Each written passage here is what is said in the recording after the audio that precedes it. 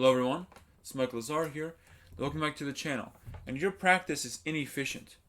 What do I mean by this? Well, you practice in a way that does not effectively utilize your time.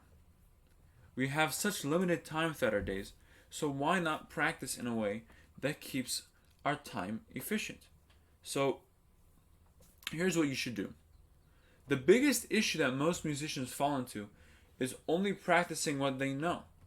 The reason why this is bad is because if you only practice what you know, then you will never be able to learn new repertoire or new material. What you should do is maybe take 5 minutes to reinforce what you want to know or what you do know. But that should be it. Don't just linger the entire lesson on fine-tuning the entire thing.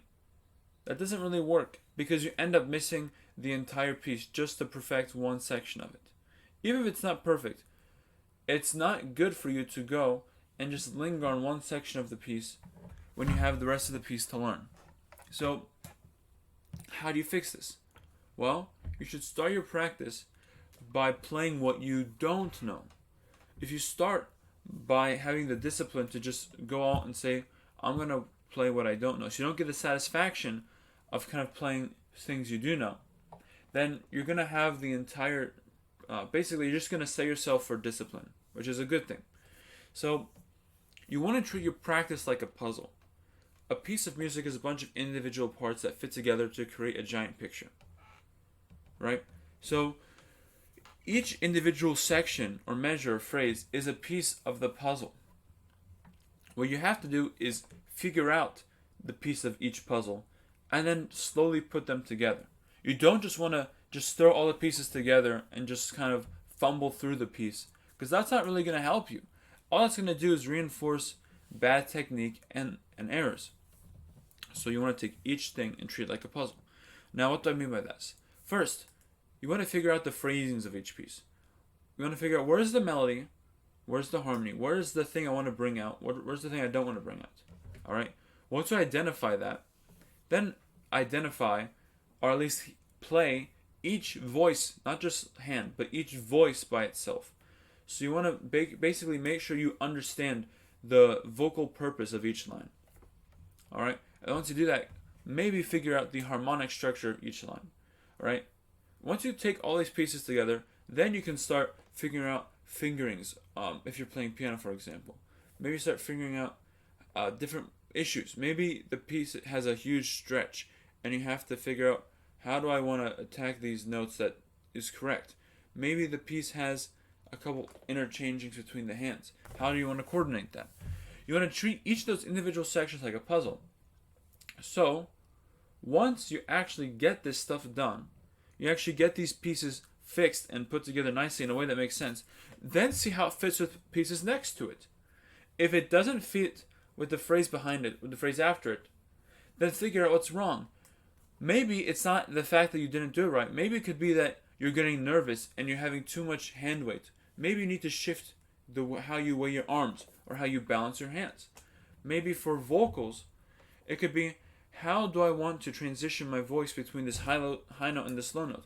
And you practice those transitions. You don't just practice the individual phrases, but also the transitions between the phrases. So, if you do this, then you'll figure out actually how to put this piece together. And guess what? In 1 hour of time, you will have learned 1 page, maybe 2 pages of music, versus 1 hour of time reciting the same thing you know. 1 hour of time to learn a page of music, that might not sound like a lot. But if you're practicing an hour a day and you have 5 pages of music to learn, you learn the piece of music in a week, not even. It sounds mind-boggling. It's like, okay, an hour a day, I should be able to learn this piece in 5 days. It's like, wait, 5 days only? That doesn't sound like a lot of time. Well, it's not. That's if you practice efficiently. Now, saying you get a page done a day is pretty wishful. There are some pieces that are quite difficult. But let's say you ramp up to 2 hours a day, 3 hours a day, 4 hours a day. You can at least get them under your hand. Now, 4 hours a day of practicing sounds like a lot, but if music is like your career, or like what you're studying, it's expected that you practice that many hours a day. So, here's the rundown.